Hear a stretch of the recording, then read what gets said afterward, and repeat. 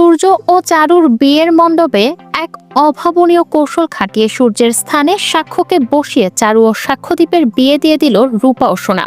হ্যাঁ বন্ধুরা, আমরা ঠিক এমনটাই দেখতে চলেছি অনুরাগের ছোঁয়া ধারাবাহিকের আগামী পর্বগুলোতে। সম্পূর্ণ বিস্তারিত জানতে অবশ্যই ভিডিওতে লাইক দিয়ে শেষ পর্যন্ত দেখতে থাকুন। প্রিয় দর্শক, সোনা রূপা ও সাক্ষ্য যখন চারুর কাছে আসে তখন সোনা জানায়, আমি এতদিন ভুল পথে ছিলাম, কিন্তু এখন চাই বাবা মা এক হোক। সোনার মুখে এমন কথা শুনে হতবাক হয়ে যায় চারু। পাশাপাশি রূপাও একই কথা বলে এবং জানায় বাবা মাকে এক করার দায়িত্ব আমাদেরই নিতে হবে। ঠিক তখনই সূর্য উপস্থিত হয় এবং জানিয়ে দেয় এ বিয়ে আর হবে না, কারণ দীপা আমাকে স্পষ্ট জানিয়ে দিয়েছে যে সে আমার সঙ্গে আর থাকবে না। সূর্যের এমন কথা শুনে সবাই অবাক হয়ে যায়, আর সাক্ষ্য তাকে আশ্বস্ত করে, আপনি দুশ্চিন্তা করবেন না, সব ঠিক হয়ে যাবে। অন্যদিকে মিশকা দীপার কাছে বার্তা পাঠিয়ে জানায় যে সে দীপার সঙ্গে দেখা করতে চায়। দীপা খবর পাওয়ার পর দেখা করতে যায়, আর মিশকা দীপাকে দেখে বলে, আমি তোমাদের অনেক ক্ষতি করার চেষ্টা করেছি, কিন্তু সফল হতে পারিনি, কারণ শেষ যেটা ভালো সেটাই আসল ভালো। তাই আজ আমি সম্পূর্ণভাবে শেষ হয়ে গেছি। এখন আমার একটাই অনুরোধ, তুমি নিজ হাতে আমাকে শেষ করে দাও।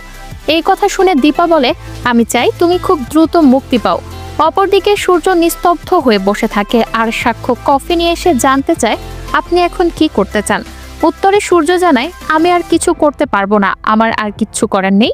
এদিকে চারু সূর্যের সামনে এসে বলে, তুমি কি আমাকে বিয়ে করবে? চারুর এমন প্রশ্ন শুনে সবাই হতবাক হয়ে যায়, আর সূর্য জানায়, এটা তোমাদের ইচ্ছে, তোমরা যা বলবে সেটাই হবে। এই বলে সূর্য নিজের ঘরে চলে যায়। অন্যদিকে দীপা যখন বাসায় এসে চিন্তায় ডুবে থাকে তখন রূপা ও সাক্ষ্য সেখানে আসে। রূপা দীপার বিষণ্ণতা দেখে জিজ্ঞেস করে, তোমার কি হয়েছে? দীপা কিছু না বললে রূপা জানায়, বাবা চারুকে বিয়ে করতে চলেছে। এই কথা শুনে দীপা হতবাক হয়ে পড়ে, আর সাক্ষ্য জানতে চায়, আপনি কি চান? দীপা সোজা সাপটা উত্তর দেয়, আমার কোনো চাওয়া নেই। এরপর রূপা তার মায়ের কাছে প্রশ্ন করে, তুমি কি বাবাকে ভালোবাসো? দীপা বিস্মিত হয়ে যায় এবং জানায়, আমার কাছে এখন ভালোবাসা বলে কিছু নেই। এইসব দেখে সাক্ষ্য রূপা বুঝতে পারে দীপা এখনো সূর্যকে ভালোবাসে। এই উপলব্ধি হওয়ার পর তারা সোনার কাছে যায় এবং সিদ্ধান্ত নেয় যে চারু ও সূর্যের বিয়ের আসরে সূর্যের বদলে সাক্ষ্যকে বসিয়ে দেবে।